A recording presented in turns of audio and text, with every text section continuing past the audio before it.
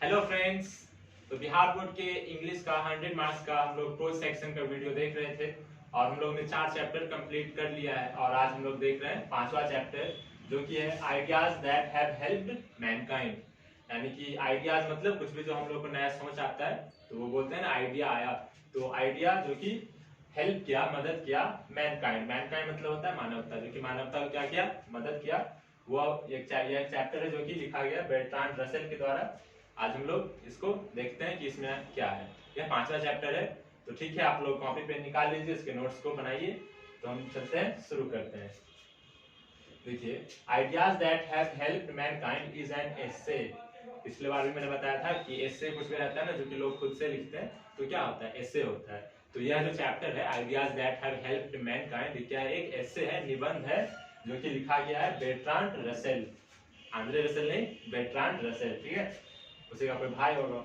He was born in 1872 और ये जो है बर्ट्रांड रसेल, उनका जन्म कब हुआ था, 1872। बहुत पहले का बात है, 100 साल 150 साल हो गया, ठीक है।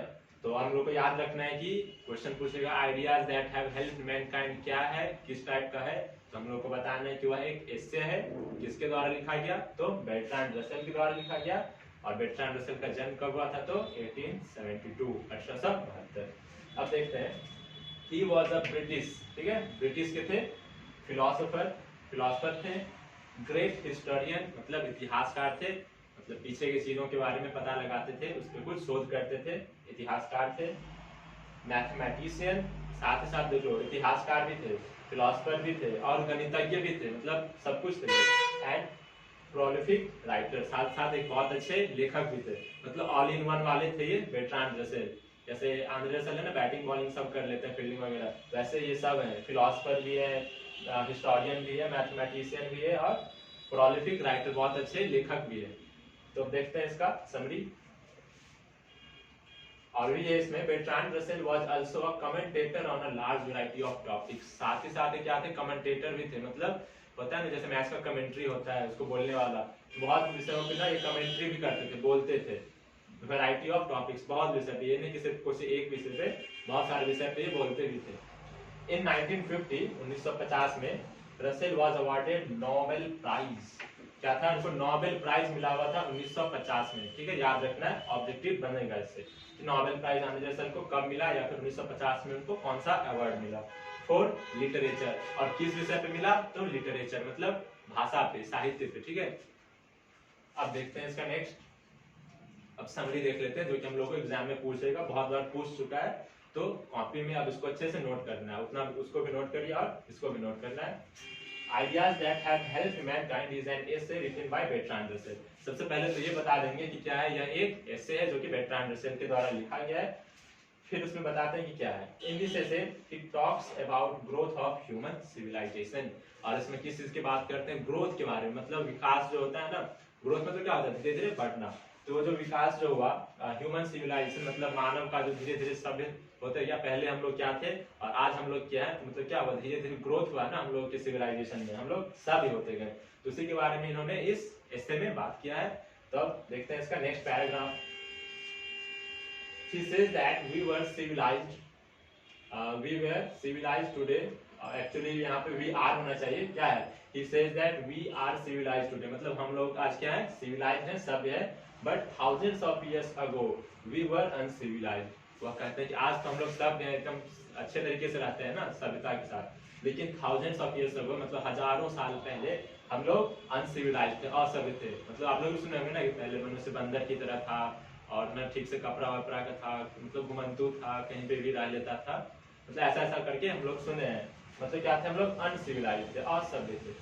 We were living in jungles and caves like animals।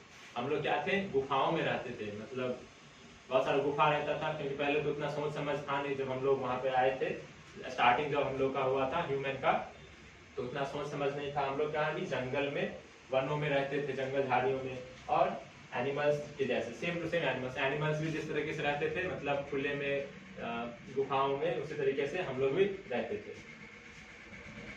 But today we are civilized, लेकिन आज के टाइम पे देखें तो क्या है, हम लोग सिविलाइज्ड है, मतलब प्रॉपर सब कुछ से हम लोग को भरपूर है, ठीक। We have pleasure of alcohol, music, poetry, science, game etcetera.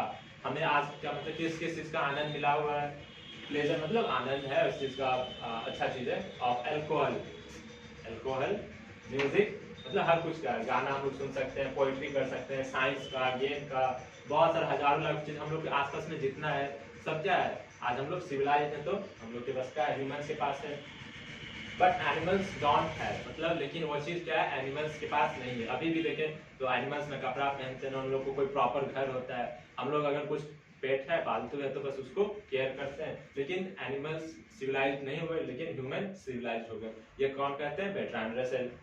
It is our intellect and moral qualities which makes us different from animals। और क्या कहते हैं, इंटेलेक्ट मतलब होता है बुद्धि ज्ञान, इसी से क्या बनता है इंटेलिजेंट, मतलब ये क्या है हमारा बुद्धि, और मोरल क्वालिटीज हम लोग का ऐसा गुण है, अच्छा अच्छा वाला गुण जो कि हम लोग को डिफरेंट बनाता है। किससे डिफरेंट बनाता है, एनिमल से, मतलब पशुओं से, जानवरों से हम लोग को क्या बनाता है, डिफरेंट बनाता है। अब देखते हैं next, the ideas that have most helped most the mankind may be divided into two kinds। और जो कहते हैं जो आइडिया जो आया मनुष्य को धीरे धीरे, तो उसको ना मेनली दो भागों में बांटा जा सकता है। बर्ट्रांड रसेल के अनुसार उनको दो भागों में बांटा जा सकता है। पहला कहते हैं कि those that contributed knowledge and technique.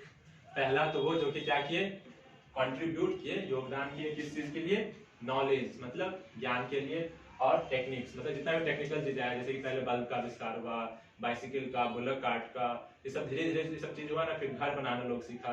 तो एक आइडिया तो वो आया, मतलब टेक्निकल आइडिया आया, नॉलेज आया, और दूसरा आइडिया में बात कर रहे हैं those that were concern with morals and politics. और दूसरे की बात करते हैं कि पॉलिटिक्स और क्या है, कंसर्न विद मॉरल्स। मॉरल्स मतलब क्या होता है, नैतिकता का भाव, कि अच्छा बुरा क्या है, हम लोग को किस तरीके से रहना चाहिए, नहीं रहना चाहिए। तो होता था उस टाइप के गुरु लोग रहते थे। पॉलिटिक्स कहने का मतलब यहाँ पे है कि लीडरशिप, मतलब जो एक जगह पे रहते थे 10-20 लोग, उनमें से किसी एक को लीडर बना दिया जाता था। जैसे आज क्या होता है, सरपंच होता है, मुखिया होता है, तो लीड करता है ना एक समुदाय को, जो सबसे मेन हो गया पीएम सीएम, वो सब एक ज्यादा बड़े को करता है। तो कहने का मतलब धीरे धीरे नेतृत्व का भाव आया मनुष्य में, और फिर टेक्निक्स भी आगे आगे बढ़ता गया। ठीक है, the writer is not sure whether the language began first और फायर बिगेन फर्स्ट। और राइटर जो है, लेखक बर्ट्रांड रसेल, वो श्योर नहीं है कि मतलब पहले लैंग्वेज डिस्कवर हुआ या पहले फायर, फायर मतलब आग, पहले आग का वो आविष्कार या फिर पहले लैंग्वेज का, उसके बारे में वो श्योर तो नहीं है। He says that fire was used for cooking and thus the long history of cookery began। और क्या कहते हैं कि फायर जो है, आग, मतलब जब आग का वो लोग देखा ना कि पहले क्या होता था, घर्षण हुआ पेड़ में तो उससे चिंगारी निकला और आग लग जाता था जंगल में, तो उसमें बहुत सारा जानवर मर जाता था। तो उससे क्या होता था, जब जानवर मर जाता था तो लोग को जो शिकार करने के लिए जाता था भाला उला लेके, तो नहीं जाना पड़ता था।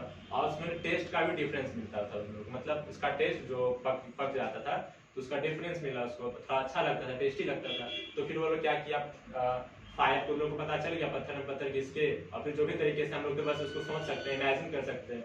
तो ऐसे करके कुकरी वहां से स्टार्ट, और लोग आग में खाना पकाना स्टार्ट किया। तो वहीं से कहा जा रहा है कि हिस्ट्री स्टार्ट हो गया कुकरी का।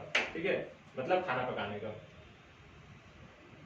Writing like speech develop gradually in the form of pictures and speech.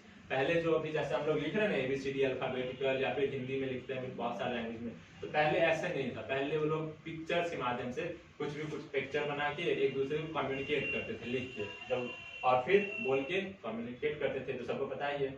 Thus the ideas that have helped mankind is about the growth of our thoughts। तो इसलिए वो कहते हैं कि जितना भी जो डेवलप किया है मनुष्य आज सिविलाइज्ड है, वह एक्चुअली किसका ग्रोथ है, हमारे सोच का ग्रोथ है। जैसे जैसे हमें सोच आता गया कि ये हम बेटर कर सकते हैं, ये हम बेटर कर सकते हैं, तो उसी से क्या हुआ, हम आज सिविलाइज्ड हुए। और आज भी हम लोग बहुत सारा डेवलपमेंट कर ही रहे हैं, बहुत सारे नए नए आइडिया हम लोग के पास आता ही रहा है। ठीक है, दैट्स इट फॉर टुडे। ये था 5वां चैप्टर हम लोग का देख चुके हैं।